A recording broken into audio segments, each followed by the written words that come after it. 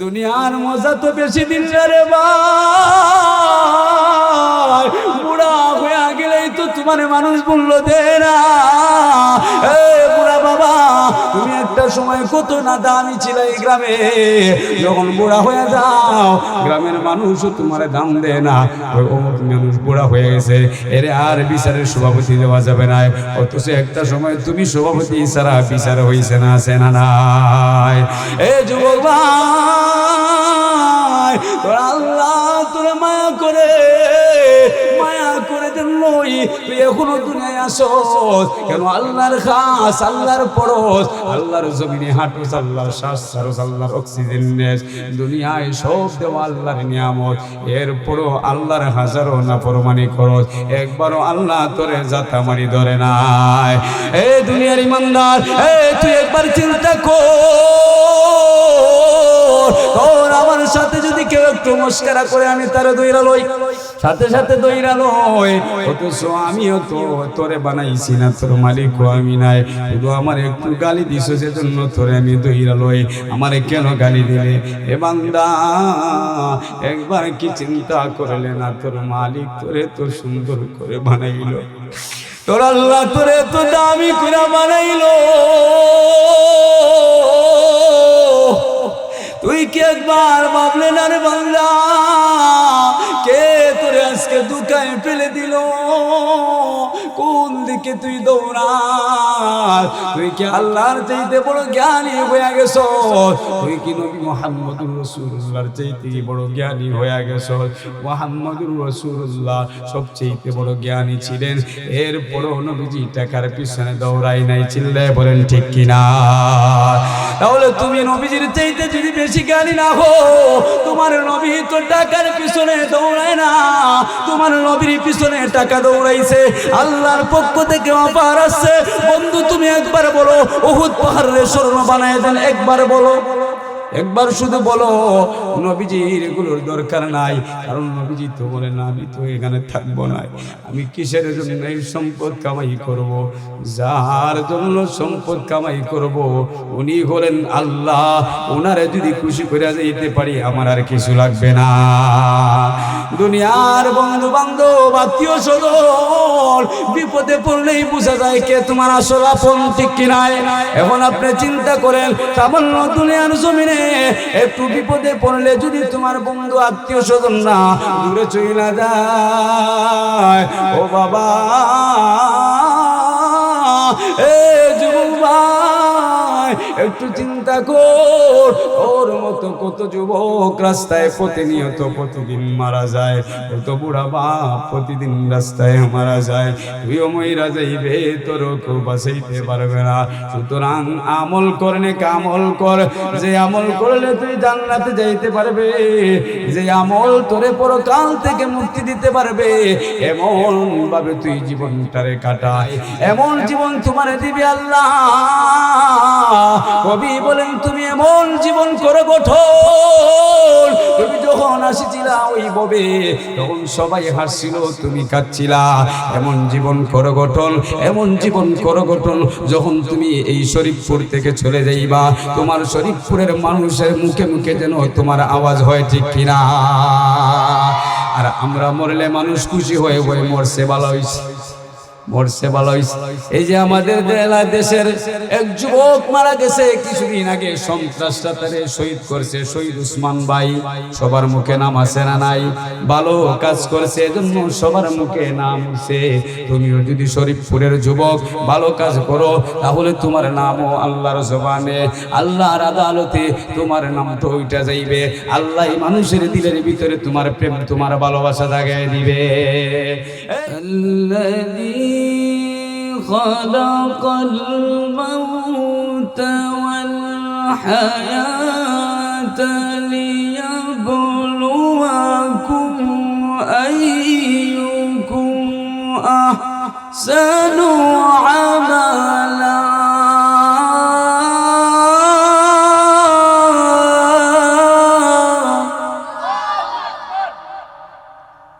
وهو العزيز الغفور।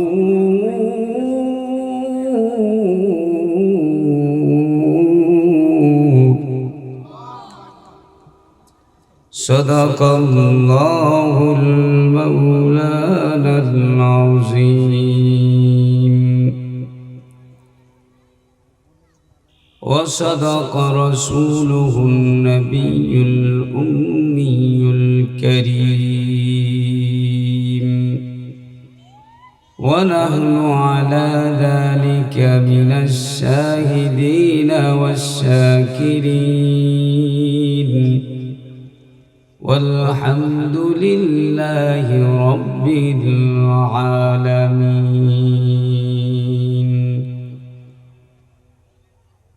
اللهم صل على محمد وعلى آل محمد كما صليت على إبراهيم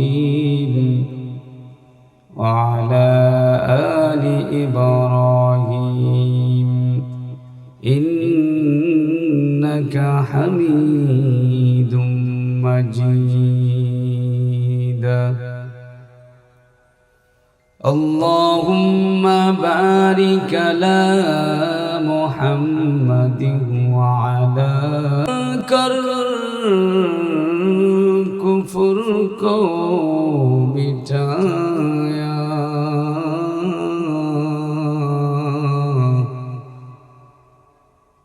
कुफर को मिटा कर सदाकत लाया बलगल हुला बिकमालिही कशफ الدجى بجماله حسنت جميع خصاله صلوا عليه وآله لا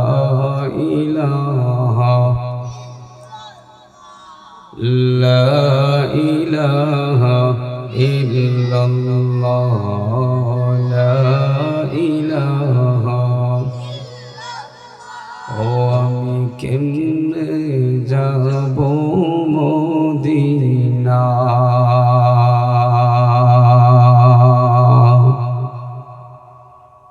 দয়ার আল্লাহ দয়া করো মায়ার আল্লাহ মায়া করে পৌঁছে দাও না মদিনা লা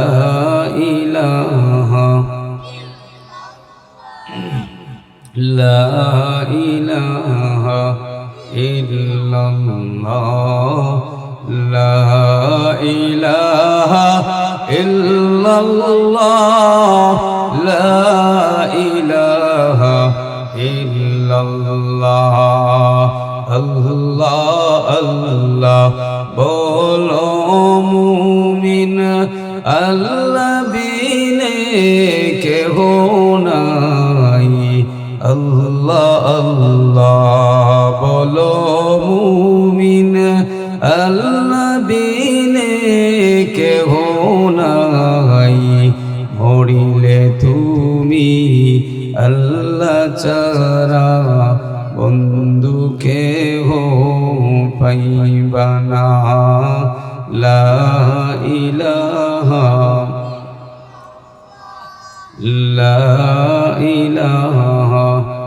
ইল্লাল্লাহ উবাই গাড়ি চলে না ড্রাইভার ছাড়া ইমান চলে না পাইলট ছাড়া মানুষ চলে না রুহু ছাড়া চলে না আল্লাহ সারা লা ইলাহা জুরে লা ইলাহা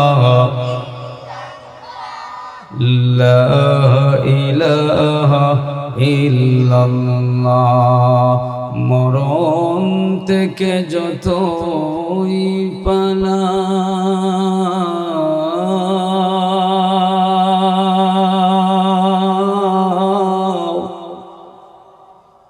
মরণ তোমায় ছাড়বে না।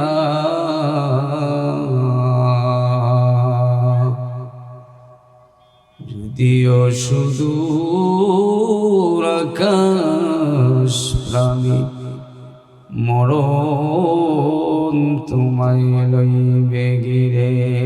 লা ইলাহা লা ইলাহা ইল্লাল্লাহু লা ইলাহা ইল্লাল্লাহ লা ইলাহা ইল্লাল্লাহু মুহাম্মাদুর রাসূলুল্লাহ সাল্লাল্লাহু আলাইহি ওয়াসাল্লাম।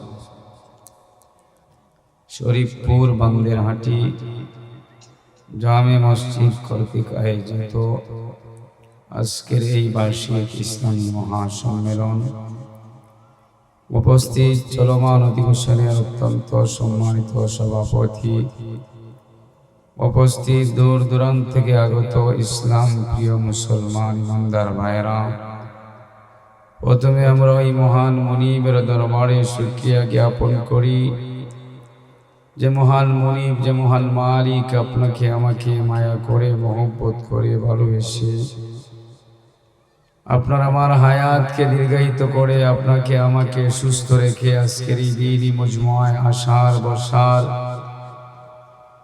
কথা বলার কথা শোনার যে মহান মুনিব আমাদেরকে তৌফিক দান করেছেন, এই মহান মুনিবের দরবারে জবান খুলে উচ্চ আওয়াজে উচ্চ কণ্ঠে সবাই পড়ি আলহামদুলিল্লাহ। আরো জবান বাড়িয়ে আলহামদুলিল্লাহ। আলহামদুলিল্লাহ বললে লাভ আছে না নাই? আওয়াজ বাড়িয়ে বলেন আছে না নাই?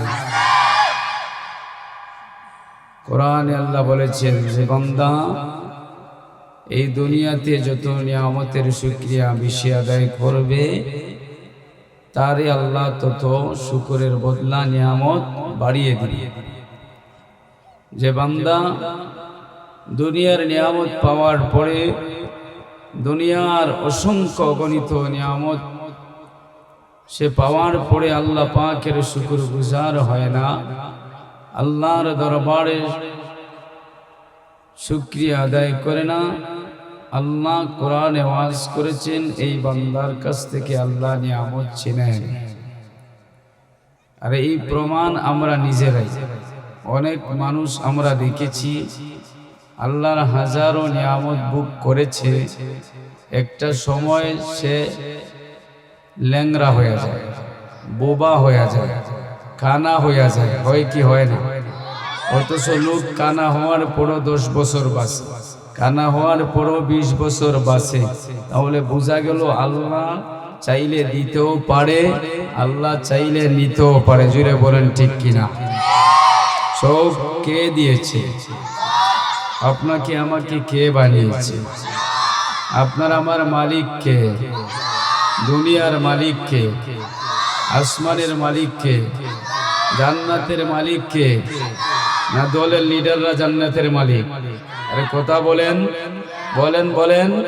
আরে অনেক দলের নেতাই তো জান্নাত বিক্রি করে বুটের বিনিময়ে, করে কি করে না? অথচ আমরা সবাই জানি, ওরাও জানে যে কোনো জান্নাতের মালিক দলের কোন লিডার কোন মানুষ নয়, একমাত্র মালিক হলো আল্লাহ। যারে চাইবে আল্লাহ জান্নাত দিবে, যারে চাইবে না তারে জান্নাত দুনিয়ার সব দইরাও দিতে পারবে না। জুড়ে বলেন ঠিক কিনা? জান্নাতের মালিক কে? দুনিয়ার কোন দল, কোন দল, কোন ব্যক্তি, কোন গোষ্ঠী? কে? চিল্লায়ে বলেন কে? আমাদের হায়াতের মালিক কে? সুস্থতার মালিক কে? জবান দিয়েছেন কে? বিশ্বাস হয়? আল্লাহ যে দিয়েছে এটা বিশ্বাস হয়? আল্লাহ কোরআনে বলে আলাম নাজআল লাহু আইনাইনি ওয়া লিসানান ওয়া শাফাতাইন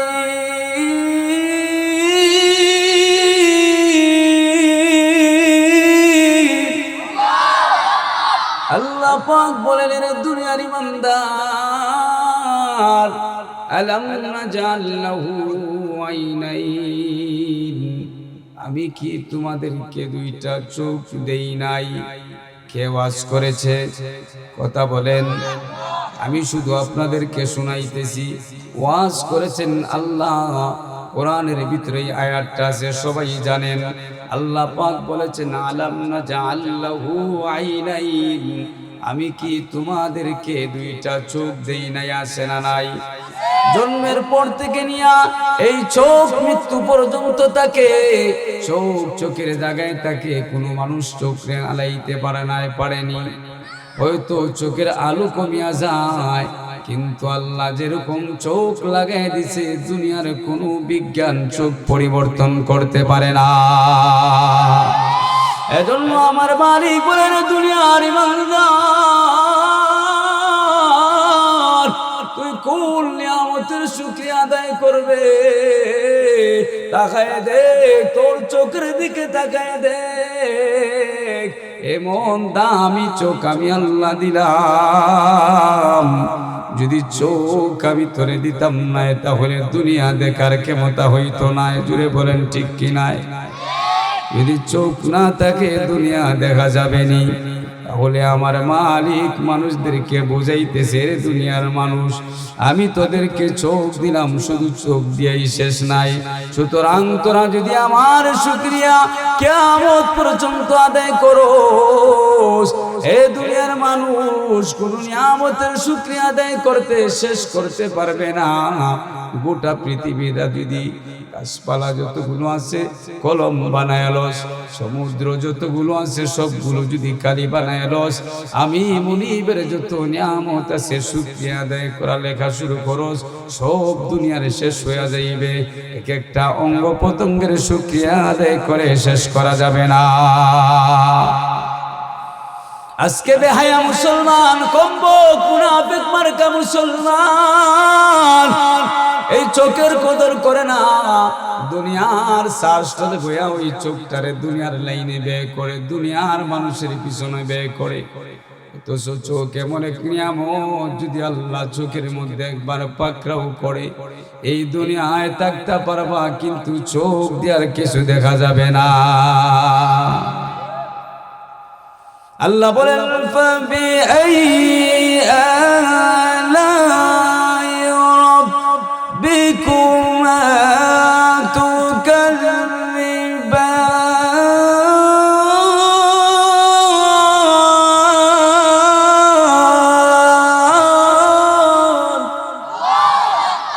কার কথা?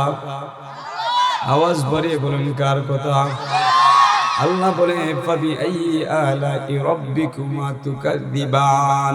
ও বান্দা, তুমি কোন জিনিসের শুকরিয়া আদায় করে শেষ করবা? আমি যত নিয়ামত তোমার দিলাম, এক একটার যদি নিয়ামতের শুকরিয়া আদায় করো, কিয়ামত পর্যন্ত যদি হায়াত পাও, এক একটা অঙ্গের শুকরিয়া আদায় করে শেষ করতে পারবে না। জুড়ে বলেন ঠিক কিনা? তাহলে মালিক আমাদেরকে চোখ নামের নিয়ামত দিল, মালিক আমাদেরকে কথা বলার শক্তি দিল, মালিক আমাদেরকে জবান দিল, মালিক আমাদেরকে জিহ্বা নামের একটা মজা বোঝার জন্য একটা নিয়ামত আমাদেরকে দান করলো। যেই জিহ্বায় লাগাইলে মজা বোঝা যায়, যেটা মজা না এটাও বোঝা যায়, ঠিক কিনা? এটা দুনিয়ার কোনো মানুষ বানাইছেনি? কথা বলেন, দুনিয়ার কোনো মানুষ বানায় নাই। এরে মুমিন মুসলমান ইমানদার,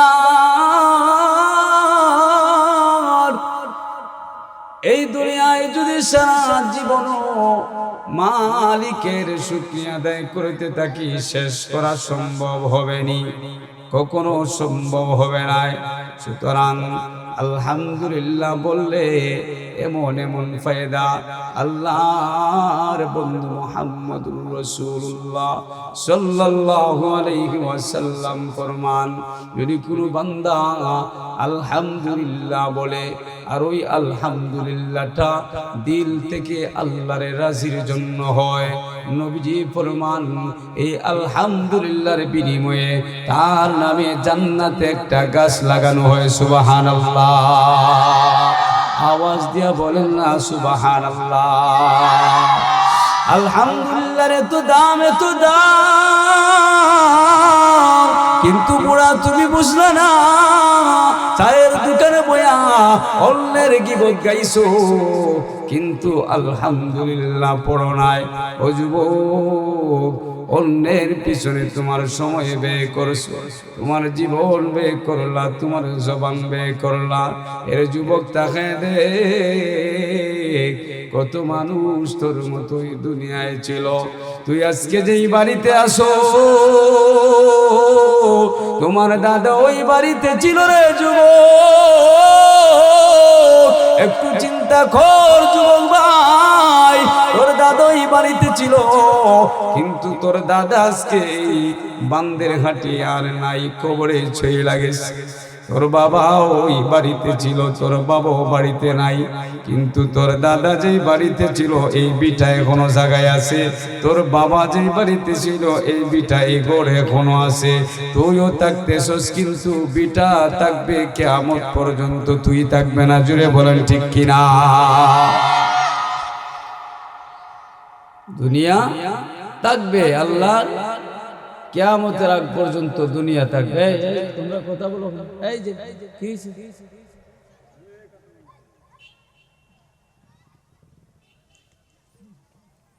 তো দুনিয়া থাকবে। দুনিয়ায় আমরা আসছি আমাদের ইচ্ছায়, কথা বলেন, আমাদের ইচ্ছায় আসছি, আমাদের ইচ্ছায় আসি নাই। আল্লাহ আমাদেরকে বানিয়েছে, আল্লাহর ইচ্ছায় দুনিয়ায় আসছি। একদিন এই দুনিয়া থেকে আল্লাহর ইচ্ছায় চইলা যাইব না, আমার ইচ্ছায় যাব। আমার ইচ্ছায় যাওয়ার সুযোগ নাই। যদি থাকতো তাহলে আমি চাইতাম না মরতাম, যদি থাকতো আপনারা চাইতেন না মরতেন। তাহলে বোঝা গেল আসছি আল্লাহর হুকুমে, যাব আল্লাহর হুকুমে। আমি মধ্যখানের যে সময় পাইছি, আমারে আল্লাহ স্বাধীনতা দিছে। কেন দিছে? এটা আল্লাহ আমার তেলাওয়াতকৃত আয়াতে বলেছে। আল্লাহ পাক বলেন, এর দুনিয়ার ইমানদার, এই দুনিয়াটা আমি বানাইছি, আমি সাজাইছি এত সুন্দর করে, তরলতা বৃক্ষ দিয়া, নদী দিয়া, এটা আমার বানানো, আমার সৃষ্টি। এরকম করে দুনিয়ার কোনো মানুষ বানানো সম্ভব নয়। ও দোস্ত আহবাব, এরপরও তো আজকের এই সমাজের মানুষ এত হাজার হাজার কোটি কোটি মিলিয়ন মিলিয়ন নিয়ামত দেখার পরও আল্লাহরে চিনে নাই। আসে না নাই? আসে না নাই? আল্লাহরে চিনে নাই। অথচ সে যদি তার দিকে তাকায়, তার পা থেকে মাথা দিকে একটু তাকায়, একটু গভীর ভাবে চিন্তা করে যে একই হাত, একই পা, একই জবান। আমার মায়ের পেট থেকে যখন আমি বাহির হয়েছিলাম, আমার হাত ছিল, ধরার ক্ষমতা ছিল না, আমার পাও ছিল, হাঁটার ক্ষমতা ছিল না, আমার জবান ছিল, কথা বলার যোগ্যতা ছিল না, আমার চোখ ছিল, দৃষ্টিশক্তির পাওয়ার ছিল না, আমার জিহ্বা ছিল, মজা বোঝার ক্ষমতা ছিল না, আমার ব্রেন ছিল, আমার মাথাও ছিল, কিন্তু আজ করার ক্ষমতা, আকল সংগ্রহ করার ক্ষমতা ছিল না। এই মালিক আমারে ওইখান থেকে বাহির করে একটা সময় আমার হাতে জোর দিয়া দিছে, আমার পায়ে জোর দিয়া দিল, আমার জবানে শক্তি দিয়া দিল, আমারে আল্লাহ পাক বেইনে আজ করার যোগ্যতা দিয়া দিল। ও মানুষ, এরপরও তুমি বুঝো না, তুমি মানুষ নয়, তুমি মানুষ নামের কলঙ্ক, তুমি অসৎ, তুমি কুলাঙ্গার, তুমি নাস্তিক, বেঈমান, জাতীয় খারাপ। এত নিয়ামত, এত কিছু পাওয়ার পর যে বুঝে নাই যে আমার আল্লাহ আমার এত জিনিস দিল, এরপর আল্লাহরে আমি চিনি নাই। কোরআনের বয়ান হয় আমি দৌড়াই নাস্তিকদের পিছনে, কোরআনের বয়ান হয় আমি দৌড়াই নর্তকীদের পিছনে। আমার মতো হম্বক, আমার মতো জালেম আর একটাও সমাজে নাই। এই মাহফিল কি প্রতিদিন হবে? কোরআনের মাহফিলে বসলে নাকি হুজুররা এখানে আছে, জিগাও আমার কথা যদি বলো হয়, হুজুরদেরকে জিগাও যে কোরআনের মজমুআয়, হাদিসের মজমুআয় বসলেই নাকি বসতে দেরি হয়, গুনাহ মাফ হতে দেরি হয় না। চিল্লায়ে বলেন সুবহানাল্লাহ। দুনিয়ার এমন কোন মজমুআ নাই যেখানে বসলে গুনাহ মাফ হয়ে যায়। কিন্তু আফসোস, আফসোস আর দুঃখের সাথে বলতে হয়, খেলনার দোকান নামের কিছু ব্যবসায়ীরা ব্যবসার জন্য আসে, ছোট ছোট বাচ্চাদের দোহাই দিয়া দোকান বয়, ওইখানে দেখা যায় সব যুবকদের আড্ডা আর যুবতীদের আড্ডা। জুড়ে বলেন ঠিক কিনা? ওয়াজ করা হয় গুনাহ থেকে বাঁচার জন্য, দেখা যায় গুনার বাজার গরম আর ওয়াজের বাজার দুর্বল, ঠিক কিনা?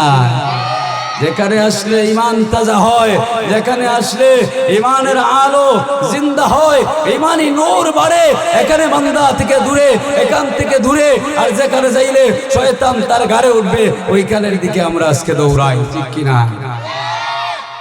কিন্তু মুসলমান যুবক ভাই বন্ধুরা, বুড়া বাবারা, বুঝতে হবে, চিন্তা করতে হবে, এই দুনিয়ায় আমি ছিলাম না, আমার মালিক আমাকে বানাইছে, আমি একটা সময় থাকবো না। আমার মালিক কোরআনে কারিমের সূরা মুলকের মধ্যে বলে, 30টা আয়াত আছে এই সূরার মধ্যে, এই সূরার এত ফজিলত। হযরত আবু হুরায়রা বলেন, এই 30টা আয়াত বিশিষ্ট সূরা যদি কেউ মুখস্থ করে প্রতিদিন এশার নামাজের পড়ে পড়ে, আল্লাহ পাকের ঘোষণা, নবী আরবি মুহাম্মদুর রাসূলুল্লাহ সাল্লাল্লাহু আলাইহি ওয়াসাল্লাম বলেন, বান্দাকে জান্নাতে নেওয়ার জন্য এই সূরা মুলকই যথেষ্ট। চিল্লায়ে বলেন সুবহানাল্লাহ, আরো আওয়াজ বাড়িয়ে বলেন সুবহানাল্লাহ। কোরআনের দাম আছে না নাই? আনাস ইবনে মালিক রাদিয়াল্লাহু তাআলা নবীজির একজন সাহাবী, উনি হাদিস বর্ণনা করেন, তিরমিজির হাদিস।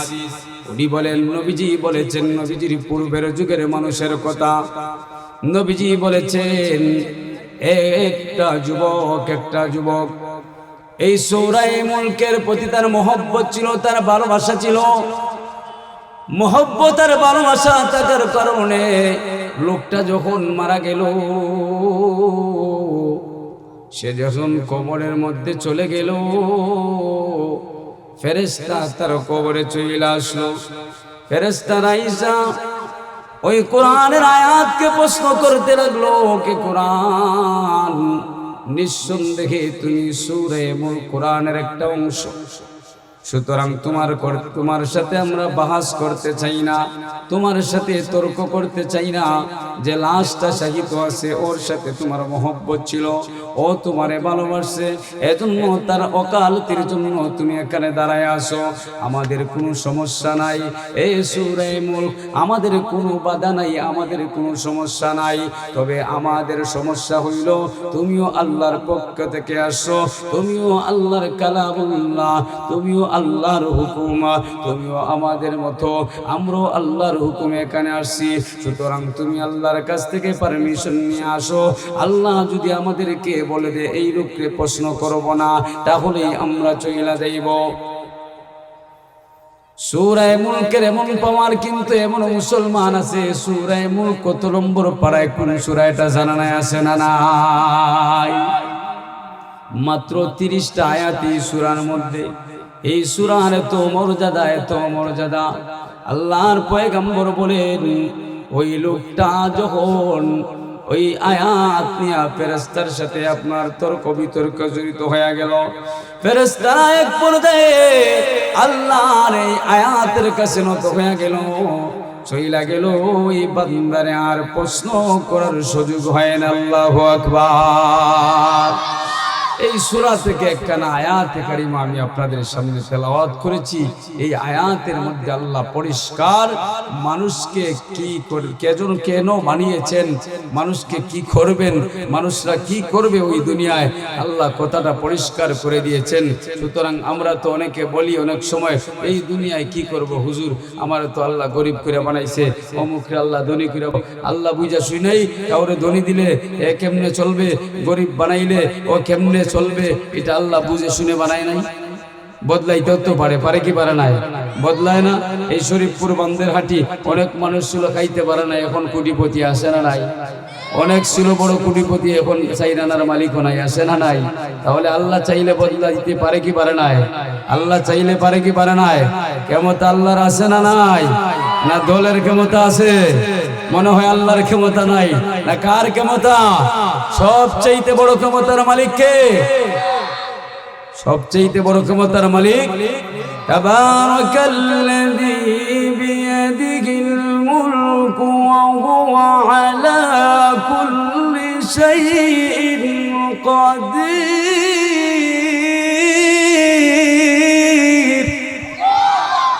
আল্লাহর চাইতে বড় শক্তিশালী মহিমাময় আল্লাহ, যার হাতে সব রাজত্ব, যার সব ক্ষমতা আছে, যিনি সব সময় মানুষকে রক্ষণাবেক্ষণ করেন, সব কিছুর পাওয়ার যার হাতে, উনি হলো কুল্লি শাইইন কাদির, যার শক্তির মোকাবেলা আমেরিকাও ফেল না। আমেরিকা শক্ত, কোন আমেরিকা ফেল নিবা? আমেরিকা ফেল নি। আল্লাহ চাইলে আমেরিকারও ডুবাইতে পারবে না। এক তুষার কুয়াশা দিয়ে আল্লাহ আমেরিকার ডুবাইয়া দিতে পারবে। জুড়ে বলেন ঠিক কিনা? বর্তমানে এমন এরিয়া আছে আমেরিকায়, কুয়াশার জন্য ঘর থেকে বাইরে হইতে পারতেছে। তো ক্ষমতা কার? এই ক্ষমতাবান আল্লাহ। কোরআনে বলে আল্লাযী খালাকাল মাউতা ওয়াল হায়াতা লিয়াবলুয়াকুম আইয়ুকুম আহসানু আমালা।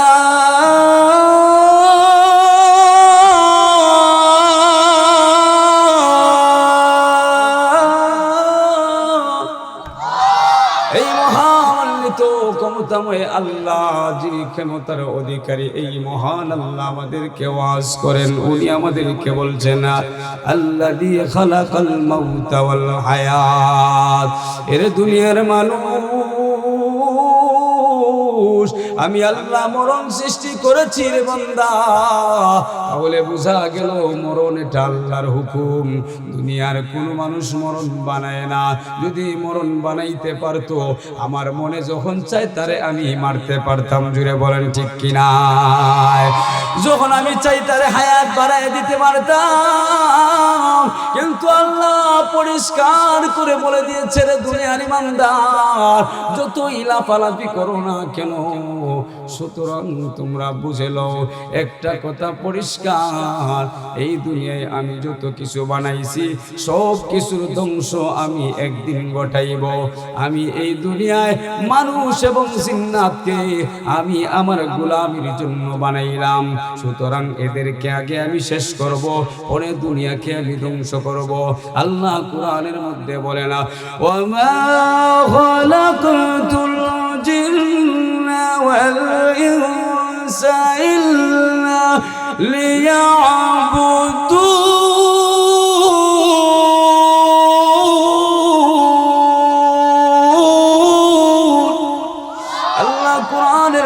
বলে দিয়েছেন বান্দা, তুমি ওই দুনিয়ায় কি করবা না করবা, দুনিয়ায় কি তুমি সংসার করবা না ব্যবসা বাণিজ্য সেলিং ওজন বাজারে করবা, না দুনিয়ার দান্দায় করবা, রাজনীতির পিছনে দৌড়াইবা, এজন্য কি তোমারে বানাইছে আল্লাহ?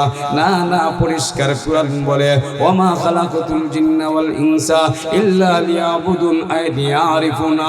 বান্দা আমি কেবলমাত্র শুধুমাত্র আমি রবের গোলামির জন্য, আমার হুকুম মানার জন্য, আমার দাসত্ব, আমাকে মনিব মানার জন্য, আমার আইন মানার জন্য আমি তোমাদেরকে বানাইছি। তোমাদেরকে বানানোর পরও এই কথা আমি কোরআনে বলে দিয়েছি, কুল্লু নাফসিন যায়িকাতুল মাউত।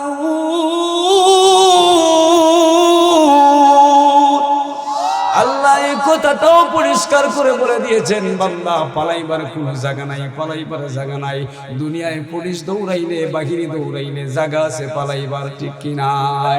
কিন্তু যখন আল্লাহর আদালতে চইলা যাইবা বান্দা, ও বুড়া বাবারে, শরীফপুরের যুবক ভাই, দুনিয়ায় তো কত সন্ত্রাসের ভয়ে কত জায়গায় লুকাইছিলাম, কত জায়গায় দৌড়াইছিলাম, কিন্তু কবরে যখন চইলা যাইবা, মৃত্যু নামের নিয়ামত যখন তোমারে ধরে ফেলবে, ওই মৃত্যুর মাধ্যমে তোমার জীবন ধ্বংস হইয়া যাইবে, তোমার দুনিয়ার জীবনটা শেষ হইয়া যাইবে, দুনিয়ার জীবন তোমাকে অব্যাহতি দেওয়া হবে, কবরের জিন্দেগি শুরু হইয়া যাইবে, পরকাল শুরু হইয়া যাইবে। এই দুনিয়ায় আল্লাহ বানাইছে আল্লাহর গোলামি করার জন্য।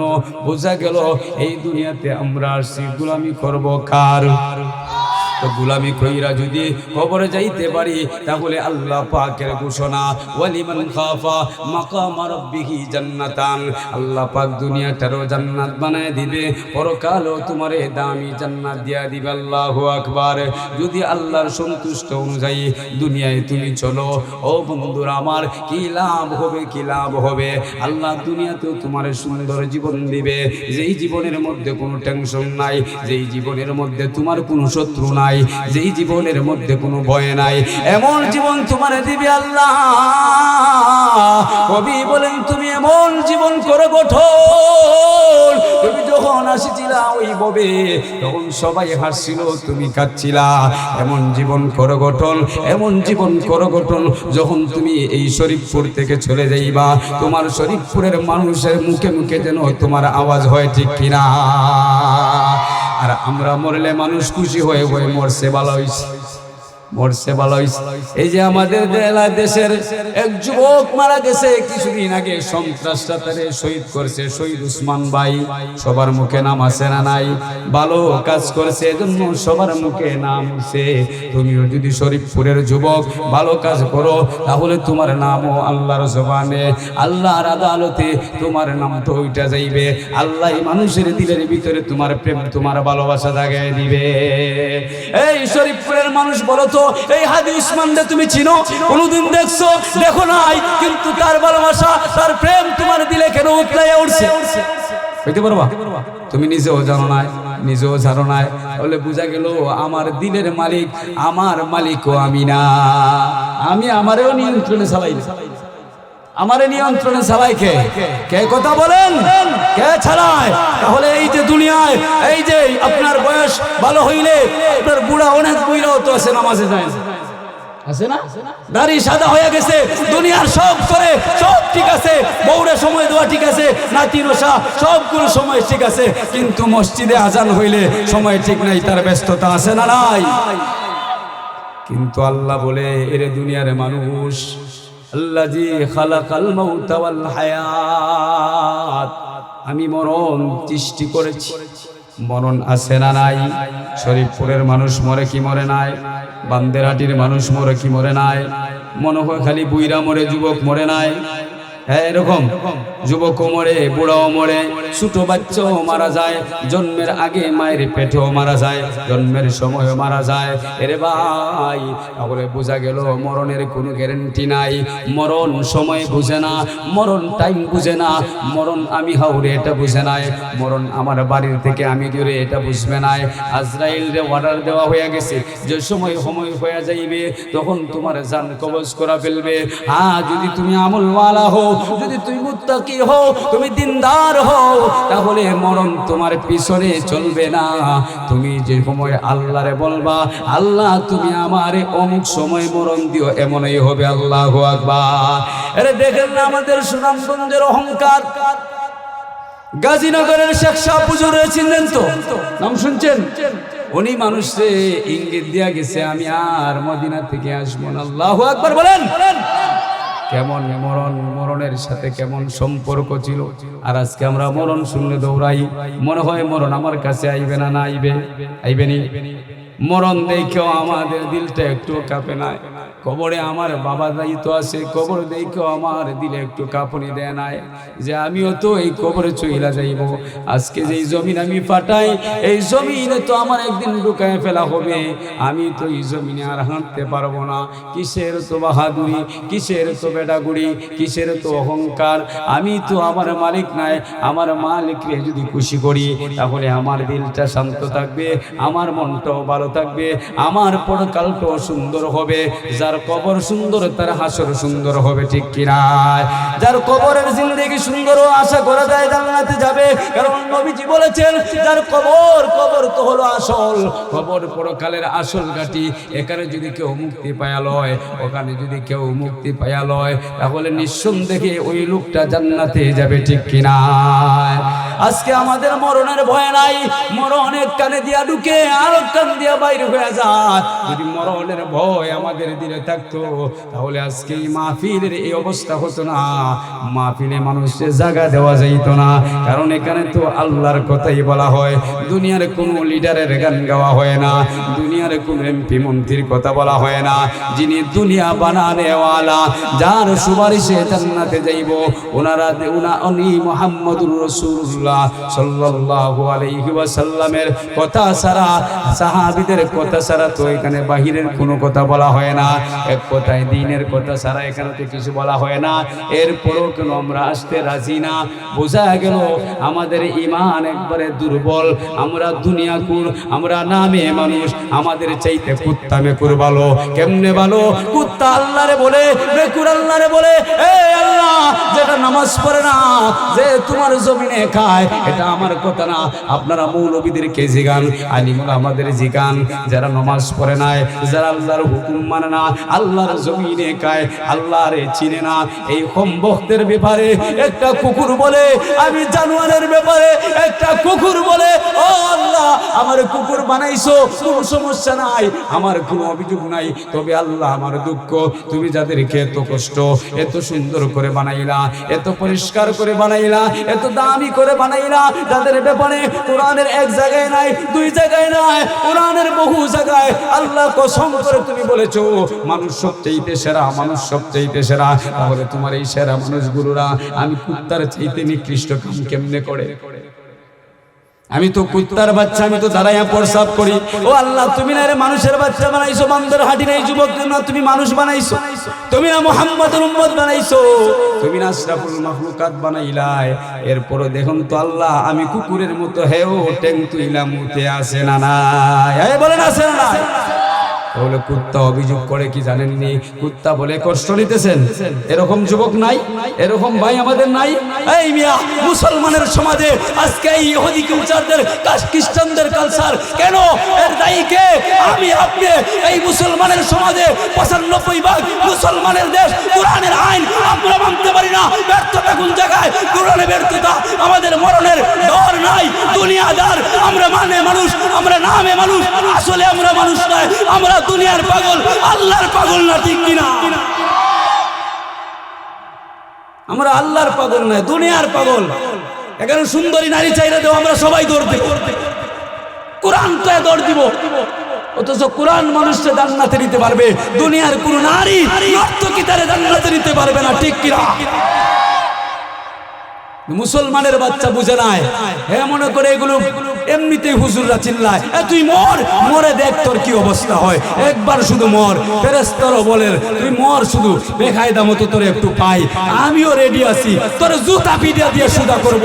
কেমনে কুত্তার মতো বন্ধের হাঁটি দাইকে প্রসাব করছিলে, কেমনে তুই ছাগলের মতো হাঁটছিলে, তুই একবার মর, তোরে আমি সুদা করতে বেশি সময় লাগবে না।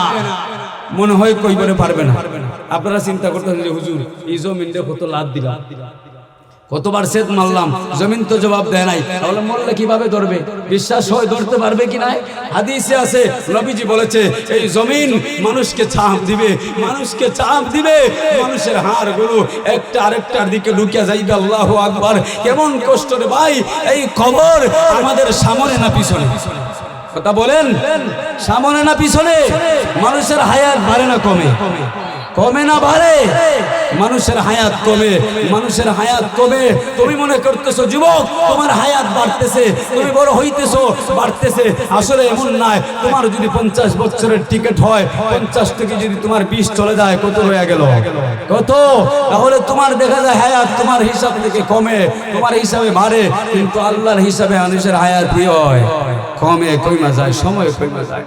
এজন্য আল্লাহ ওয়াজ করে, আল্লাহ দিয়ে খালাকাল মাউত ওয়াল হায়াত, আমি মরণও দিয়েছি, জীবনও দিয়েছি। কেন রে বান্দা দিলাম? কেন দিলাম? কেন দিলাম? আইয়ুকুম আহসানু আমালা। আমি আল্লাহ তোদেরকে পরীক্ষা করতাম চাই, তোদেরকে আমি পরীক্ষা করতাম চাই, আমি তোদেরকে টেস্ট করতে চাই। তোরা কে আমার জন্য পাগল, কে দুনিয়ার পাগল? কে আমার পাগল, কে দুনিয়ার পাগল?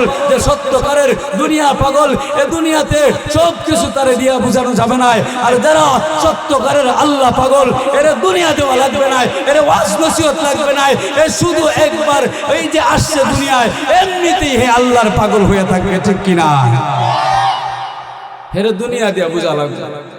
কিন্তু আমরা হাজারো কোটি কোটি মানুষ, নামে আমরা মানুষ, দুনিয়ার আর দুনিয়ার পাগল, আল্লাহর পাগল। ও ভাই আফসোস, আমরা কিন্তু কইরা যাই না। এই দুনিয়ার যতই অট্টালিকা বিল্ডিং হোক না কেন, তোমারে আমারে কেউ দইরা রাখতে পারবে? রাখতে পারবে? রাখতে পারবে? টাকা সম্ভব? সম্ভব। মরণ থেকে পালানো সম্ভব? সম্ভব। মরণ থেকে পালানো সম্ভব নয়। কবরে যেতেই হবে, যেতেই হবে, কবরে যেতেই হবে।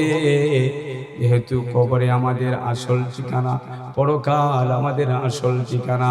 এই পরকালের জন্য সামান নিয়ে যাইতে হবে। আল্লাহ বলেছে আইয়ুকুম আহসানু আমালা, আমি তোমাদেরকে সময় দিয়েছি, তোমরা কে কর্মে উত্তম হও। এক কথা, কি কর্ম? ভালো কর্ম। আমি আল্লাহর বিধান মেনে কে দুনিয়া থেকে আসো। যারা আমি আল্লাহর কথা মাইনা দুনিয়া থেকে আসবা,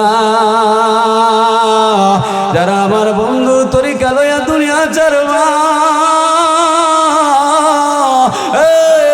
সুসংবাদ শুনো, তোমার পয়গম্বরে আরবি মুহাম্মদুর রাসূলুল্লাহ সাল্লাল্লাহু আলাইহি ওয়াসাল্লাম বলেন, যেই বান্দা কালিমা নসিব হইয়া মৃত্যুবরণ করবে, যে বান্দা ঈমান নিয়ে কবরে চলে আসবে, তার কবরের মধ্যে আল্লাহ জান্নাতের বাগান বানায় দিবে। আল্লাহু আকবার।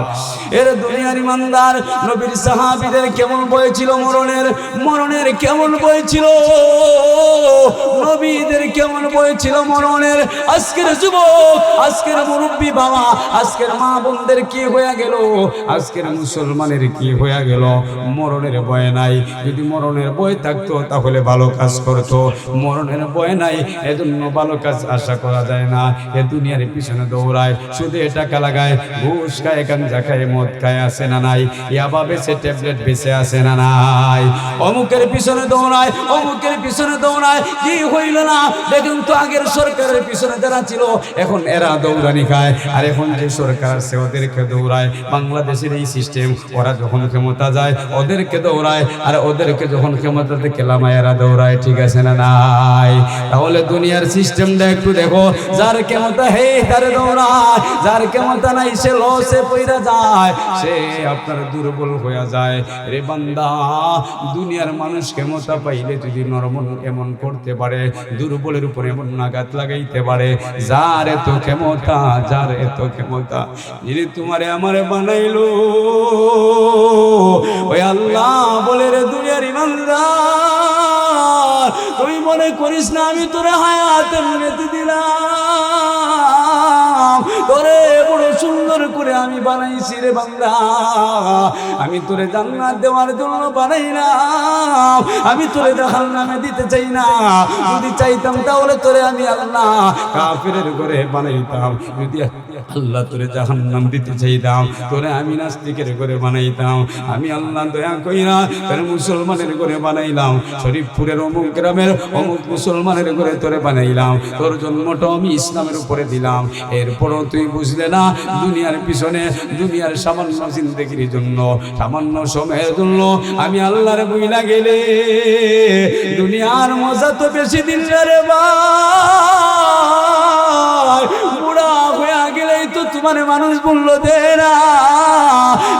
বুড়া বাবা, তুমি একটা সময় কত না দামি ছিল এই গ্রামে, যখন বুড়া হয়ে যাও গ্রামের মানুষও তোমার দাম দেয় না। ওই অমুক মানুষ বুড়া হয়ে গেছে, এর আর বিচারের সভাপতি দেওয়া যাবে না। অথচ একটা সময় তুমি সভাপতি ছাড়া বিচার হইছে না, আছে না নাই? এ যুবক ভাই, তোর আল্লাহ তোর মায়া করে, মায়া করে জন্যই তুই এখনো দুনিয়ায় আসস। কেন? আল্লাহর খাস, আল্লাহর পরশ, আল্লাহর জমিনে হাঁটুস, আল্লাহর শ্বাস ছাড়স, আল্লাহর অক্সিজেন নেস। দুনিয়ায় সব দেওয়া আল্লাহর নিয়ামত, এরপরও আল্লাহর হাজারো নাফরমানি করস, একবারও আল্লাহ তোরে জাতা মারি ধরে নাই। এ দুনিয়ার ইমানদার, তুই একবার চিন্তা কর, তোর আমার সাথে যদি কেউ একটু মস্করা করে, আমি তারে দইরা লই। সাথে সাথে দৌড়ালো অথচ আমিও তো তোরে বানাইছি না, তোর মালিকও আমি নাই, শুধু আমার একটু গালি দিছ সেজন্য তোরে আমি দৌড়ালো, আমারে কেন গালি দিলে? এ বান্দা একবার কি চিন্তা করলে না তোর মালিক তোরে তো সুন্দর করে বানাইলো, তোর আল্লাহ তোরে তো দামি করে বানাইলো, তুই কি একবার ভাবলে না রে বান্দা কে তোরে আজকে দুঃখায় ফেলে দিল? কোন দিকে তুই দৌড়াস? তুই কি আল্লাহর চাইতে বড় জ্ঞানী হয়ে গেছ? তুই কি নবী মুহাম্মদুর রাসূলুল্লাহর চাইতে বড় জ্ঞানী হয়ে গেছ? মুহাম্মদুর রাসূলুল্লাহ সবচেয়ে বড় জ্ঞানী ছিলেন, এরপরও নবীজি টাকার পিছনে দৌড়াই নাই, চিল্লায় বলেন ঠিক কিনা? তাহলে তুমি নবীজির চাইতে যদি বেশি জ্ঞানী না হো, তোমার নবী তো টাকার পিছনে দৌড়ায় না, তোমার নবীর পিছনে টাকা দৌড়াইছে, আল্লাহর পক্ষ থেকে অফার আসছে। বন্ধু তুমি একবার বলো উহুদ পাহাড়ের স্বর্ণ বানায় দেন, একবার বলো, একবার শুধু বলো। নবীজির এগুলোর দরকার নাই, কারণ নবীজি তো বলেন আমি তো এখানে থাকবো না, আমি কিসের জন্য এই সম্পদ কামাই করব? যার জন্য সম্পদ কামাই করব উনি হলেন আল্লাহ, ওনারে যদি খুশি করে যেতে পারি আমার আর কিছু লাগবে না। দুনিয়ার বন্ধু বান্ধব আত্মীয় স্বজন বিপদে পড়লেই বোঝা যায় কে তোমার আসল আপন, ঠিক কিনা? এখন আপনি চিন্তা করেন সামান্য দুনিয়ার জমিনে একটু বিপদে পড়লে যদি তোমার বন্ধু আত্মীয় স্বজন না দূরে চলে যায়, ও বাবা এ যুবক ভাই একটু চিন্তা কর, ওর মতো কত যুবক রাস্তায় প্রতিনিয়ত প্রতিদিন মারা যায়, কত বুড়া বাপ প্রতিদিন রাস্তায় মারা যায়, তুইও মইরা যাইবে, তোর কেউ বাঁচাইতে পারবে না। সুতরাং আমল করনে কামল কর, যে আমল করলে তুই জান্নাতে যাইতে পারবে, যে আমল তোরে পরকাল থেকে মুক্তি দিতে পারবে, এমন ভাবে তুই জীবনটারে কাটা যেই জীবন তোরে জান্নাতের ফুলের মালা পেরাইবে। যেই এমন জীবন করিস না যেই জীবন তোরে দুনিয়া তো মানুষের মেলো মন্দ বানায় দে, যেই জীবন তোরে মানুষ মেলো তোরে খারাপ বানায় দে, এমন জীবনের কোনো প্রয়োজন নাই। এরে দুনিয়ার ইমানদার ওমর ইবনে আব্দুল আজিজ, যাকে দ্বিতীয় ওমর বলা হয়, আল্লাহু আকবার, যারে দ্বিতীয় ওমর বলা হয়, দ্বিতীয় শতাব্দীর লোকের মানুষ, যার এত পাওয়ার ছিল, এত ক্ষমতা ছিল, আল্লাহ যিনি ঘন্টায় ঘন্টায় মুকুট লাগাইত, উনি ছিলেন বড় এক বাদশার ভাতিজা, বাদশার মেয়েরেও উনি বিয়া করেছিলেন, একদিক দিয়া ভাতিজা আর একদিক দিয়া মেয়ের জামাই, আল্লাহু আকবার। এই বাদশার নাম হলো আব্দুল মালিক ইবনে মারওয়ান। কিতাবের মধ্যে লেখা হয় আব্দুল মালিক ইবনে মারওয়ান বড় একজন পাওয়ারফুল বাচ্চা ছিল, বড় একজন টাকার মালিক ছিল, বড় শহরের মালিক ছিল। আব্দুল মালিক ইবনে মারওয়ান আরবি মানুষ, সুন্দর মানুষ ছিলেন, ক্ষমতা দীর্ঘ 21 বছর পাইছেন, আল্লাহু আকবার। দীর্ঘ 21 বছর ক্ষমতা চালাইছে, দীর্ঘ 21 বছরের ভিতরে কোনো অভাব কি জিনিস সেটা বুঝে না, এত দামি দামি অলংকার, দামি দামি মুকুট ব্যবহার করেছে। আর ওই সময় আব্দুল মালিক ইবনে মারওয়ানের জামাই হযরত ওমর ইবনে আব্দুল আজিজ, ওই সময় উনি ওনার মেয়ের জামাই, উনি ওই সময় খুব রং বেরঙের পোশাক পরে বিলাসিতায় জীবন যাপন করে, ওই সময় উনার এখনো হুঁশ হয় নাই, উনি ওই সময় দুনিয়ার চলাচলে দুনিয়ার দামদায় দৌড়ায়, ঘন্টার পর ঘন্টা ওমর ইবনে আব্দুল আজিজ সফর করে, প্রতি ঘন্টায় মুকুটের পরিবর্তন, প্রতি ঘন্টায় গাড়ির পরিবর্তন, এত জাকজমক চলা ছিল। ওমর ইবনে আব্দুল আজিজ যারে দ্বিতীয় ওমর বলা হয়, ওমর ইবনে আব্দুল আজিজের চাচা আব্দুল মালিক ইবনে মারওয়ান দীর্ঘ 21 বছর ক্ষমতা পাইল। দীর্ঘ 21 বছর পরে যখন উনার ইন্তেকাল হয়ে গেল, ইন্তেকাল হওয়ার পরে উনার জামাই জানাজা পড়াইবার জন্য দাঁড়ায় গেল। উনি জানাজা পড়াইল, জানাজা পড়ায়া নিজের হাত দিয়া নিজের আপন চাচা, একদিক দিয়ে আপন চাচা আর একদিক দিয়া শ্বশুর, নিজের হাত দিয়া কবরের মধ্যে চাচার লাশটা রাখলো। আল্লাহু আকবার। যখন লাশটার কবরে রাখলো, ওমর ইবনে আব্দুল আজিজ অবাক হয়ে গেলেন। লাশটারে উনি কবরে দেওয়ার পরে কিবলামুখী ভাই ওনার মুখটা দিয়া দিলেন। তখন উনি কবরে থাকতেই যতবার কিবলার দিকে মুখ দেয়, কিবলা থেকে মুখ ঘুরিয়া যায়। মালিক ইবনে দিনার বড় বুজুর্গ, ওদের ইতিহাস পড়লে বোঝা যায় জীবন কারে কয়, কেমনে ওনারা কবরের বয়ান শুই না পরিবর্তন হয়ে গেল। মালিক ইবনে দিনার একজন বড় জালেম ছিলেন, কিন্তু ওনার মেয়ের ওয়াজ ওনার এক স্বপ্ন এক রাত্রে ওনারে পরিবর্তন করে দিছে। আল্লাহু আকবার। আর ওই রাত্রি ছিল রমজান মাস। রমজান মাস সামনে আসতেছে। আব্দুল মালিক ইবনে মারওয়ানের কবর, লাশ গুইরা যায়। ওমর ইবনে আব্দুল আজিজ অবাক হয়ে গেলেন। আমার চাচা তো বড় ক্ষমতাশালী মানুষ ছিল, বড় টাকার মালিক ছিল, কি হইয়া গেল? লাশ এখন কোন জমিনে বসে নাই, কি হইয়া গেল, কি হইয়া গেল? এর সাথে সাথে দেখা যায় চেহারাটাও মলিন হইয়া গেল। আরবের মানুষ কত সুন্দর মানুষ, দামি চেহারার মানুষ, কবরে রাখতে দেরি হয়, চেহারার রং পরিবর্তন হইতে দেরি হয় না। অবাক হয়ে গেল ওমর ইবনে আব্দুল আজিজ, অবাক হয়ে গেল। মনের ভিতরে একটু ভয় ঢুকে গেল।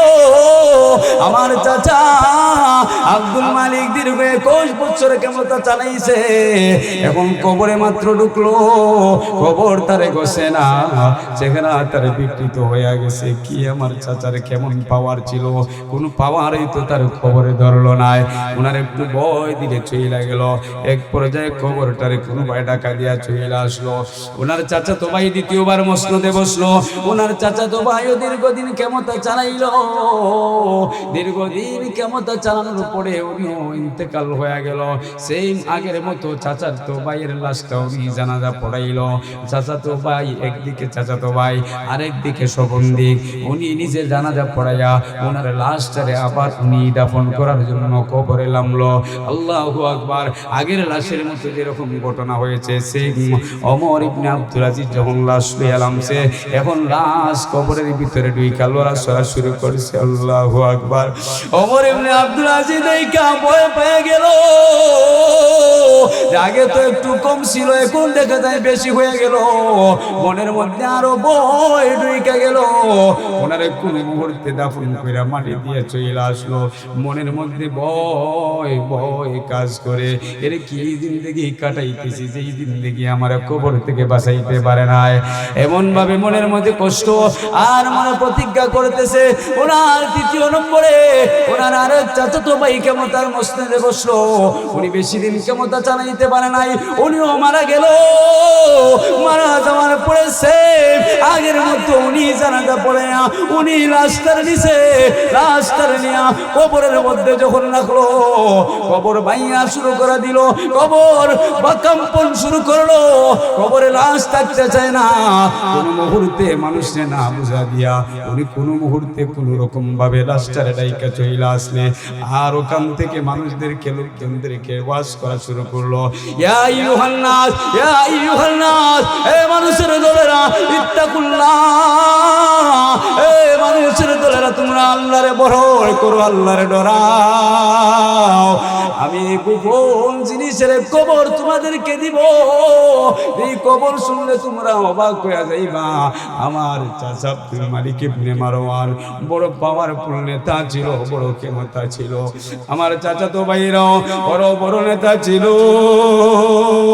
ওদের কোনো ক্ষমতার অভাব ছিল না।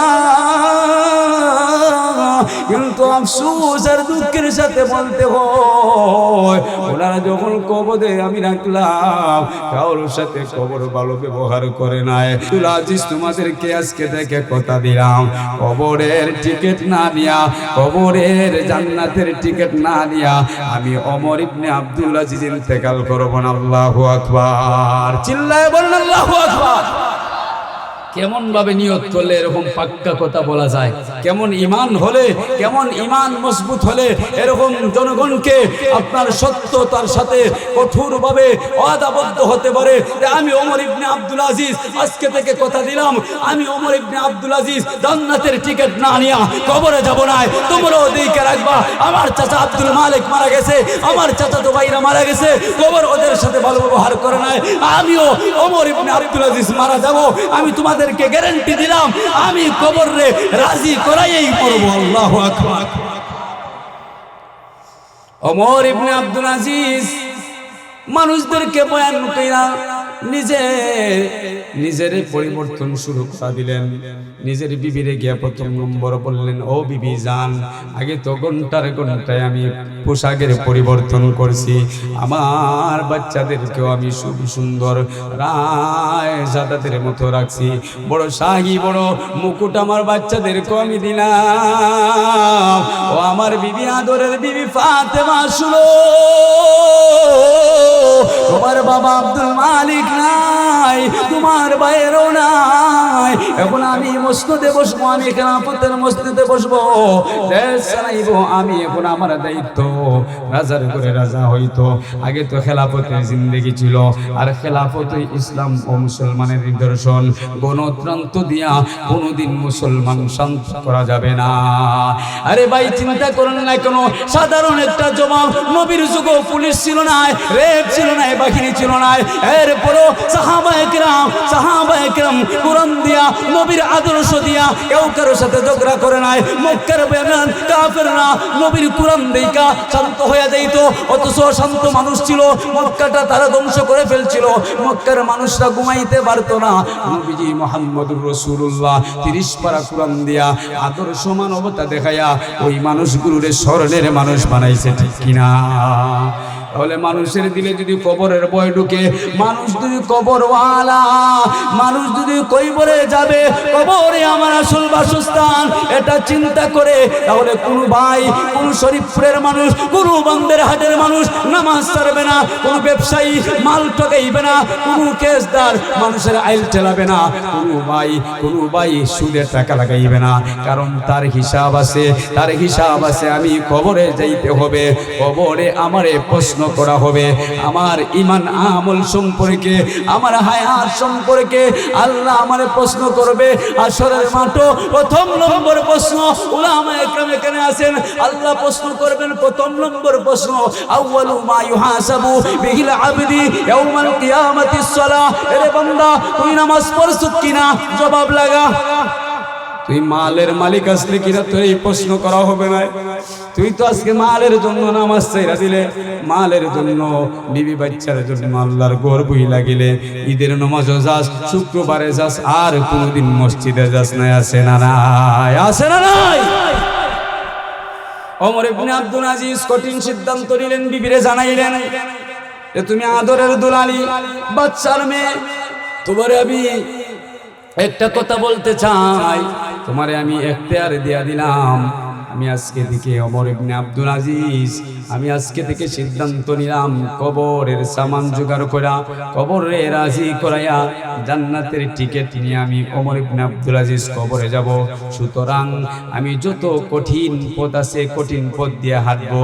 তুমি তো আদরের দুলালি, ও ফাতেমা, তোমার কাছে আমার কথা হইল, তুমি যদি চাও আমার এই কষ্টের জীবনে থাকতে পারবা, যদি চাও না, তাহলে তুমি যদি আমারে বলো, আমি তোমারে তালাক দিয়া দিব, কারণ আমার সাথে চাই না তোমারে কষ্ট দেওয়ার। ওমর ইবনে আব্দুল আজিজ যখন এই কথা বললেন, উনি বললেন, আমি তো শর্তবাদী বিবি নাই, আমি তো স্বার্থবাদী বিবি না, আমি দুঃখের দিনেও তোমার সাথে থাকবো, সুখের দিনে আমি ছিলাম। আর আমরার সমাজও কিছু অসৎ নারী আছে যারা সুখের দিনও স্বামীর সঙ্গ দে, ও অসুখের দিনে স্বামীর সঙ্গ ছাইরা দে। আছে না নাই? আছে না নাই? তো উনি বললেন যে আমার স্বামীর আমি দুঃখের সাগরে চাইরা আমি যাব না, তুমি যেদিন আসবা আমি ওই দিকে হাঁটবো। কঠিন সিদ্ধান্ত নিলেন, ফাতেমা তোমার যত মাল আছে তুমি খুলে দাও, তোমার কোমর বন খুলে দাও, তোমার স্বর্ণ অলংকার যা আছে সব খুলে দাও, আমার ব্যক্তিগত যত সম্পদ আছে সব এখানে জমা করো, আমার ছেলেদের আমার মেয়েদের যত সম্পদ আছে সবগুলো এখানে জমা করো। সবগুলো জমা করার পরে ওমর ইবনে আব্দুল আজিজ কোটি কোটি মিলিয়ন মিলিয়ন টাকার মালিক, যে ঘন্টায় পারফিউম পরিবর্তন করত যার শরীরে ঘন্টায় ঘন্টায়, উলামায়ে কেরাম আছেন যেখানে আপনারা হায়াতুল হায়াওয়ানের মধ্যে ঘটনা লেখা হয়, ঘন্টায় ঘন্টায় ওমর ইবনে আব্দুল আজিজ মুকুট পরিবর্তন করত। এই মুকুট দুনিয়ার কোনো মুকুট নাই, এই চেয়ার দুনিয়ার কোনো বর্তমান গণতন্ত্রের চেয়ার না, এই চেয়ারে বসলে সারা দুনিয়া চালাইতে পারত। শুধু একটা দেশ নয়, সারা দুনিয়ার মালিক ছিল, এমন চেয়ারের মালিক ছিল ওমর ইবনে আব্দুল আজিজ। উনি ওয়াদা করে নিলেন, আমার যত সম্পদ আছে সব বাইতুল মালে দিয়া দাও, আমার ছেলেদের যত সম্পদ আছে সব বাইতুল মালে দিয়া দাও। ও আমার বিবি ফাতেমা, তোমার যত সম্পদ আছে সবগুলো তুমি আল্লাহর রাস্তায় দিয়া দাও, আর কিছু রাখবো না। আজকে থেকে কঠিন জিন্দেগি চালাইবো। আমার জয় সন্তান আছে ওই জনের জন্য ওইটা খেজুর রাখবা আর এক্সট্রা রাখবা না। আমার জয়টা বাচ্চা আছে ওই জোড়া জামা ওই জোড়া কাপড় তুমি রাখবা। আজকে থেকে ওয়াদা করে নিলাম, এর আগের রমজানও ওমর ইবনে আব্দুল আজিজ শাহী তালের মধ্যে খানার আইটেমের অভাব ছিল না। যেদিন থেকে ওয়াদা করো বললেন ওয়াদাবদ্ধ হয়ে গেলেন। এর পরের বছর রমজানে একটা খেজুর আর এক গ্লাস পানি ছাড়া আর কিছু খায় না। আল্লাহু আকবার। ওমর ইবনে আব্দুল আজিজ কঠিন রাস্তায় হাঁটে। তুই কিসের ক্ষমতার মালিক হইছ? তুই তো একটা ইউনিয়নের মালিক হস নাই, তুই তো একটা চেয়ারেরও যোগ্যতা নাই, এরপরে তুই নেতার জন্য সারা রাত দাঁড়ায় থাকো, কোনো কষ্ট নাই ভাই। তুই নেতাগিরি করে আমার কোনো সমস্যা নাই, তবে কষ্ট এই জায়গায় তুই যে না, তোরে যে নেতা বানাইছে নাই, তোরে যে নেতা খাওয়ায় না, তোর নেতারে যে বানাইছে, তোরে যে বানাইলো ওই মালিক তুই কেন চিনস না? ওই আল্লাহ রে কেন তুই চিনস নাই? নেতা ডাক দিলে দৌড়াইয়া চইলা যাস, জেলো হামাইতে রাজি হইয়া যাস, কিন্তু আল্লাহর জন্য তো জিহাদে যাইতে রাজি হস নাই। বরংস বলস জিহাদ এবার এটা কি? জিহাদ ইসলামে নাই, এটা জঙ্গিদের কারখানা। বলে কি বলে না? বলে কি বলে না? এর মিয়া ইতিহাস। আওয়ামী লীগের শাসনামলে এক যুবক ছাত্রলীগের নেতা ছিল, বুঝার জন্য বলতেছি, আমি কোনো দলকে গাইল করার জন্য বলতেছি না, মনে কষ্ট নিবেন না। বাংলাদেশের ইতিহাস হয়ে থাকবে, মানুষ যখন মারা যায় লাশ হয়ে জেল থেকে বাড়িতে আসে, কিন্তু নতুন এক ইতিহাস হয়েছে, লাশ জেলে নেওয়া যাইতে হয়েছে। কেমন মানুষের রুচি, মানুষের রুচির মধ্যে কেমন কুত্তায় প্রস্রাব করছে চিন্তা করে। মানুষ মরে গেছে, তার বাচ্চা মরছে, জামিয়া দল তো করতেই পারে মানুষ, কোনো অসুবিধা নাই, যার যেটা ভালো লাগে করুক, সমস্যা নাই। কিন্তু একজন মানুষ তার আপন ছেলে মারা গেছে, তার ওরসের সন্তান মারা গেছে, তার বিবি মারা গেছে, দুনিয়ার সবচেয়ে আদরের সঙ্গিনী মারা গেছে, উচিত তো ছিল জেলের পুলিশরা, এই দেশের প্রশাসনরা, এই দেশের যারা আইনের মসনদে আছে, ক্ষমতার মসনদে আছে, উচিত তো ছিল ওই সাদ্দাম রে তার ফ্যামিলি আইনা তার জানাজা পড়ার সুযোগ দেওয়া। কি বলেন? কথা বলেন না। আওয়ামী লীগ হইলে কি হয়েছে? ও তো মানুষ না, আওয়ামী লীগ মানুষ নয়। তাহলে বাংলাদেশের মানুষ বুঝতে আর বাকি রয় নাই, আওয়ামী লীগ হোক যেই দলে হোক না কেন, যারাই ক্ষমতায় যাইবে ওই দেশের সাধারণ জনগণদেরকে জুলুম ছাড়া কিচ্ছু দিতে পারবে না, ঠিক কিনা?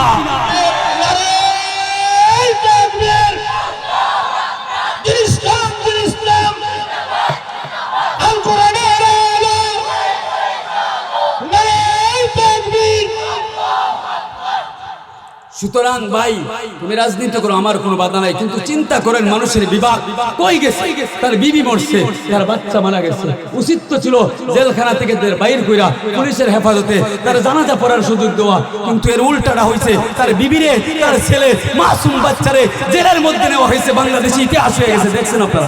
এটা দেখছেন না? এটা কি কোনো মানুষের কাজ? এই প্রতিহিংসা রাজনীতির কারণে আজকে আমি, আপনি, আমার ভাই, আমার দাদা, এরা সবাই আজকে ক্ষতির মধ্যে। অথচ তুমি রাজনীতি করো, কোনো সমস্যা নাই, কোনো বাধা নাই, দেশ তো চালাইতে হবে। রাজনীতি করলে তো কোনো বাধা আছে? কোরআন হাদিসে আছে রাজনীতি করো, তবে সঠিক রাজনীতি করো, সঠিক দলের পক্ষে থাকো, সঠিক কথা বলো।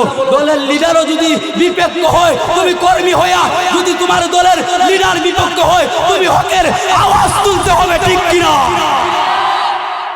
হকের আওয়াজ তুমি তুলতে হবে, তাহলেই দল ঠিক হবে। নয়তো আমরা আজকে সামসাগুরি করতে পারবো। এই আমার যুবক ভাইরা, এই এরা বুঝে না, এরা তো আহম্মক। এক প্যাকেট বিরিয়ানির কারণে নেতার পিছনে কুত্তার মতো সারাদিন দৌড়ায়, অথচ ওই নেতা এসির তলে থাকে। হে আপনারা কে রেগরে থাকে, আসে না নাই? এই মিয়া কোন না? অথচ এই যুব সমাজ চাইলে নেতারে সোজা করতে পারে আঙ্গুলের মতো, যুব সমাজ চাইলে সোজা বানাইতে পারে। কিন্তু আফসোস হয় আমার যুবক ভাইরা, আরে ভাই তোরা কি যে বুঝলা, আজকে অসতের পিছনে দৌড়াস, আপনার ভালোর পিছনে দৌড়াস। আজকে তো এই সমাজে হেরা লাগছে গুতাগুতি, আর আমরা সাধারণ মানুষ জেলে গিয়া আমরা হয়রানি। এই গ্রামেও তো কত মানুষ দৌড়ো আছে, অথচ হে মনে হয় কোনোদিন গিয়া ছবি উঠে গেছেন আওয়ামী লীগের ব্যানারও, এখন তারা আওয়ামী লীগ হইয়া বিএনপি হইয়া তারা জেল হারায়। আছে না নাই? আরে আমি আছে না নাই? ভাই বুঝতে হবে মরণ কিন্তু আওয়ামী লীগ বুঝবে না, মরণ বিএনপি বুঝবে না, মরণ জামাত বুঝবে না, মরণ ইসলামী আন্দোলন বুঝবে না, মরণ চরমুনাই বুঝবে না, মরণ জমিয়ত বুঝবে না। মরণ তারাই চিনবে যার ঈমান ভালো, মরণ তার সাথেই ভালো ব্যবহার করবে যার আখলাকে হাসানা নবীর আখলাকের মতো, নবীর চরিত্রের মতো যার চরিত্র হবে, তার সাথেই কোরআন বলেছে তার নফসের সাথেই মরণ ভালো ব্যবহার করবে। ইয়া আইয়ুহান নাফসুল মুতমাইন্না, এর সাথে খুব সুন্দর ব্যবহার করবে, আর তার জান্নাতের আহলান সাহলান দিয়া জান্নাতের মেহমান বইলা তার জানটা কবজ করবে। চিল্লায় বলেন আল্লাহু আকবার। সুতরাং আপনাদের কাছে আমার দাবি হলো, জুড়ে দাবি, তোমরা ইমানি ভাই, আমিও তোমাদের কলিজার টুকরা ভাই, দলের পক্ষে বিপক্ষে কইছি মনে কষ্ট নিবা না, এই কথাটা মনে রাখবা। হুজুর কি বুঝাইতে চাইছে? আজকের মানুষ হইছে না মানুষ হয়ে গেছে, ক্ষমতার নিশায় আর টাকার নিশায় মানুষত্ব হারায় ফেলছে। অসত মানুষের কাজ মানুষের মানবতা দেখানো, মানুষের উপরে দয়া দেখানো, মানুষের ihsan করা, মানুষের উপরে ন্যায় প্রতিষ্ঠা করা, এটাই হলো মানুষের কাজ। দুঃখের সাথে বলতে হয় আজকে আমরা মানুষ নামের অমানুষরা এই সমাজটারে ধ্বংস করে ফেলছি। অমানুষটা আপনার কারণে আমরা সাপোর্টে আরো অমানুষ হইতেছে, আর আমরা যদি সবে চাইতাম তাহলে অমানুষটারও ভালো মানুষ বানাইতে পারতাম। জুড়ে বলেন ঠিক কিনা? এজন্য আমার মালিক বলেছে, এরে দুনিয়ার মানুষ, তোমরা এই দুনিয়াতে আছো, আমি তোমাদেরকে দিয়েছি, মরণও দিব। কেন আমি জীবন তোমাদেরকে দিলাম? এর ব্যাখ্যায় মুফাসসিরিনে কেরাম লেখেন, আল্লাযী খালাকাল মাউতা ওয়াল হায়াত, আল্লাযী খালাকাল মাউতা ওয়াল হায়াত। এরে দুনিয়ার মানুষ, আমি মরণও আমার দান, আমার হায়াতও আমার দান। এখন প্রশ্ন, হায়াত কেন আমি আল্লাহ দিলাম? আল্লাযী আইয়ুকুম আহসানু আমালা, তোমাদেরকে হায়াত আমি এজন্য দিয়েছি, আইয়ুকুম আহসানু আমালা, তোমরা নেক আমল করবা, আমার হুকুম মাইনা রাসূলের তরিকায় জীবন চালাইবা, তাহলে দুনিয়ায় অভাবে মরা লাগবে না, দুনিয়াতে কষ্টে মরা লাগবে না। আল্লাহ আমাদের সবাইকে পরকালের সামান নিয়া ওমর ইবনে আব্দুল আজিজের মতো ওয়াদা জীবন এরকম চালাইবার তৌফিক দান করো। ওমর ইবনে আব্দুল আজিজের মতো আমার আপনার জীবন ওমরের মতো উসমানের মতো, আবু বকরের মতো, আলীর মতো এরকম জীবন যাতে আমরা নিয়া দুনিয়া থেকে যাইতে পারি। তাহলেই আমার জীবন যেরকম উসমান হাদির নাম মইরা গেছে, এখনো মানুষ নেই। ওই বান্দের হাটির যুবক, তুমিও যদি এরকম ঈমান নিয়া মরতে পারো, তুমি মরিয়া যাইবা, কোনো সমস্যা নাই, তবে তোমার নাম সারা জীবন সমাজে থেকে যাবে। এরকম জীবন আল্লাহ আমাদেরকে গঠন করার তৌফিক দেখ। সবাইকে আল্লাহ কবরের সামান নিয়া কবরে যাওয়ার তৌফিক আল্লাহ আমাদেরকে দান করুক। সবাই বলেন আমিন। আমি অনেক রাগেও কথা বলছি, মনে কষ্ট করিবেন না, ইমানি কথা বললে জুস বাইরে যায়, আপনাদেরও বাড়ে। এই তকবীর দেন, এর আগে তো তকবীরের সুখানে নাই। যখন ইমানি কথা মানুষ উচ্চ কণ্ঠে বলে, মুসলমানের ইমানের আলো ইস্তেহা বেড়ে যায়, তখন জুসে তকবীরে উঠে যায়, ঠিক কিনা? সুতরাং এই মজলিস